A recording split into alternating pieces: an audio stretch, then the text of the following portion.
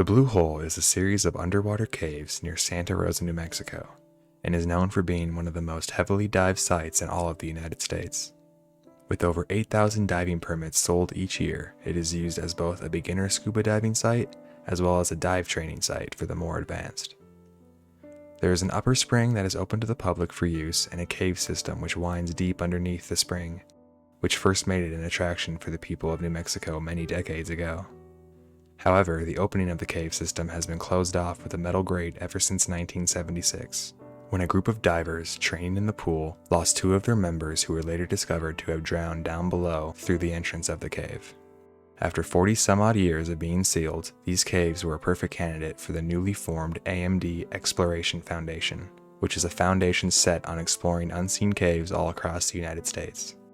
The foundation tried to get into the Blue Hole in 2013, but had little success getting past the tons of rocks the city had dumped onto the grate to keep people out in the late 70s. In 2015, they would return and were able to reach a depth of 160 feet, where a small restriction that no one could fit through was, but the foundation was set on returning the following spring to finish checking out the cave and potentially setting up a dive line so that future divers could dive there. The AMD Foundation set out on exploring the rest of the unknown area the Blue Hole had left to see if there was a manageable route to open up to the public as a cave diving attraction. In March 2016, the foundation would send a group of elite divers to complete the task. The group was equipped with rebreather equipment, which is designed to recycle a diver's breath with oxygen and allow the divers to stay underwater for much longer periods of time. This would help ensure the divers would have enough time to go where they needed and to complete the line setting wherever they saw fit. The group was excited to get to dive at such a rare site, since it was only opened up again after the foundation would receive a rare permission to do so in a week-long dive expedition. The 2 main divers that would dive that weekend were Mike Young and Shane Thompson. Mike Young, a diver since the early 90s, has been exploring caves for decades. In 2012, he became the 3rd owner of a company called KISS Rebreathers, and has been instrumental in developing and designing new equipment in the diving industry ever since. He has been on several teams to map unexplored caves for well over a decade. In 2011, he was on a team that mapped over 23 kilometers of an underground river system in Puerto Rico. This turned out to be the longest underground river system in the world. Having completed several other large explorations of cave systems, Young was a very experienced diver who was always eager to see the unknown. Shane Thompson was no different. According to his bio, he had more than 20 years of experience working as a deep technical rebreather diver. He had first worked as a diving instructor in the Navy, and Thompson has participated and led recovery dives of several other divers who ran into their own trouble. In 2005, he would help recover the body of a fellow diver named Stephen Donathan after he became trapped in a sunken warship. In 2012, he led a private exhibition to locate the body of another diver who became lost during a swim off the La Jolla shores. It is clear these 2 men were very experienced divers and comfortable diving in many situations. But in 2016, these experienced divers would make a few fatal mistakes. While I've seen many other videos on this dive, none really get the story right. According to Mike Young's first-hand account, explained on the Dive Talk YouTube channel, he and Thompson would set off and enter the Blue Hole in the early morning of March 16th. Now, one thing to remember about this cave is that it's not really a tunnel-like system. The paths Mike and Shane would go down were really areas in between massive rocks and boulders, or as Mike called it, breakdown. Mike would recount that just the day before, Shane was able to get through a restriction at about 140 feet under the water, which no one but Mike was able to get through before. On the 16th of March, the goal of the pair was to follow the line Mike had set the day prior through a group of tight restrictions to retrieve the line reel, since that part of the cavern was no longer needed. The plan was detailed and talked about before the dive, and both divers would agree that Mike would be the one to get the reel, as Shane waited outside the restriction at 160 feet. Following the set of lines they had put up the day before, they would reach the planned restriction. Mike would put up his hand to tell Shane to wait there at that tie-off, and Mike would continue onward through the restriction.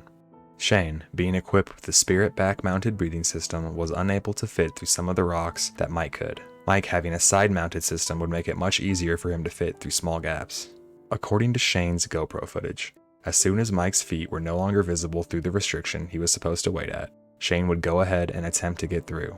Shane, having not been in the cave this far, didn't know that the line would weave through many more tight restrictions until the very end of the reel. There would be a restriction, then a small opening considered a room, then another restriction, so on and so forth for about 50 feet.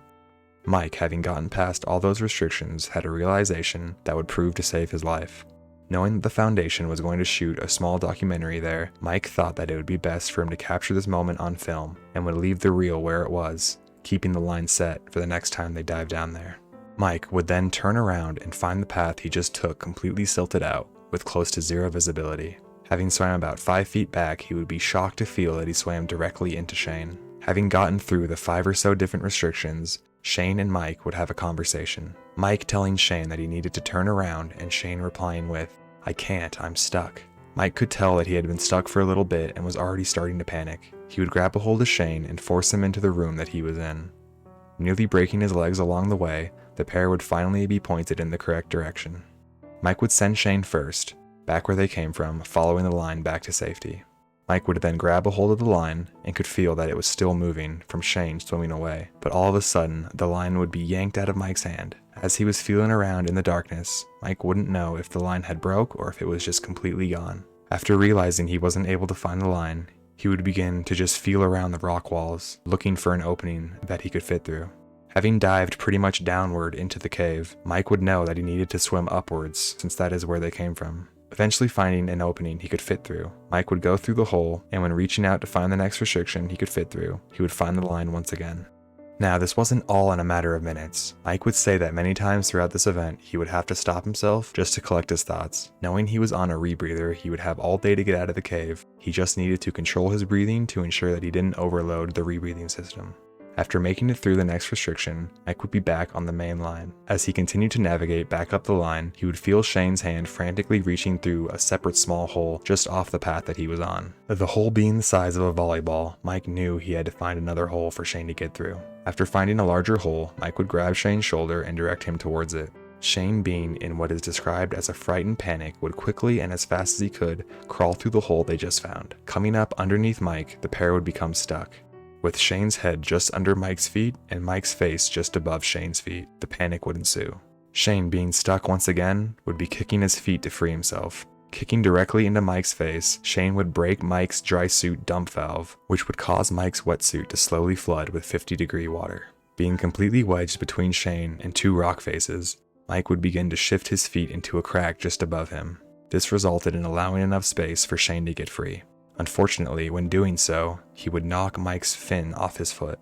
Once unstuck, Mike would say that he fell halfway through the hole that Shane had just come up, and being upside down halfway through a hole, Mike would need to enter that hole and turn around. All without a line to follow, Mike would re-find the hole he just entered and would get back to where they originally stuck.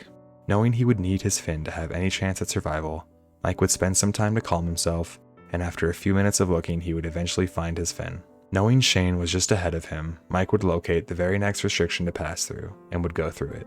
Continuing on, he would find a little bit of visibility in a non-disturbed room. There he would find the line, and would follow it until he recognized a tie-off. Feeling that the line was still moving, he would know that Shane was also following it. Mike would go past the tie-off and notice that the next line was not moving at all. At this point, Mike knew that somehow he had swam around Shane, taking a different path from the way they came. Knowing he was still back there, Mike would turn around to go get his friend. And all of a sudden, the line that he was following would go limp and had no more movement. Mike would say at this point he knew that Shane had passed. Looking over the GoPro footage, Mike would say that it was evident that Shane was frantic and overworked the rebreather. He would bail out of the rebreathing system, and eventually he would run out of gas from his open circuit bailout. Mike would go on to say he did eventually get to Shane's body, after working his way through the restrictions, and began to take off Shane's equipment to ensure easy recovery.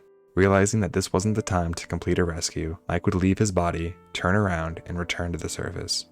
Safety divers would meet Mike 70 feet from the surface, where Mike would tell them what happened. After 2 hours of decompression and 50-degree temperatures, Mike would emerge from the surface and would tell investigators already on the scene exactly what happened. The total dive would last around 2.5 hours. After talking with investigators, Mike knew that he was the only one who could go back into the cave through the restrictions to recover Shane's body. The very next morning, Mike would do exactly that. Retrieving the body with the help of safety divers, Shane's body and equipment would tell a story of massive panic and wasted energy. He would have tears all along his dry suit and would have a severed dive computer cable, leaving him without much of the valuable data divers used to stay safe. Mike would say this incident goes through his mind constantly, knowing that the only way he could have saved his friend's life that day was if he told Shane not to get into the water. They had a very detailed plan which Shane deviated from, and that ended up being his demise.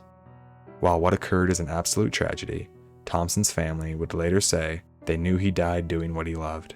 Having started diving at a very young age and spending his life work in the industry, this was his life.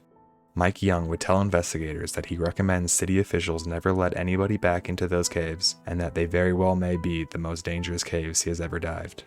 As it sits now, the blue hole has its covering closed off once again by a metal grate, with no mumblings of it ever being opened up again. As far as the spring that sits just above, it is still a very popular spot for tourists to visit and for novice divers to practice diving. Rest in peace to Shane Thompson.